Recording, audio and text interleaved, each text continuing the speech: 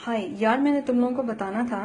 This is cabbage जो मैं लेकर आई हूँ कल ग्रीन वैली से, और इसके बहुत फ्रेश पत्ते हैं जिन्हें हम कुक करते हैं।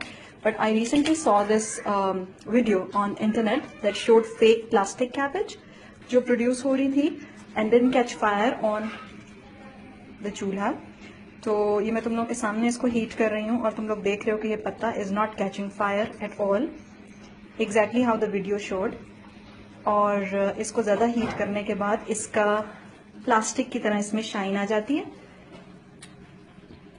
और आप ये देख सकते हो कि जब मैं इसको स्ट्रेच करती हूँ, जहाँ से एरिया ज़्यादा इसका हीट अप हुआ हुआ है, तो वो कटने के बजाय प्लास्टिक की तरह खींचने लग पड़ता है।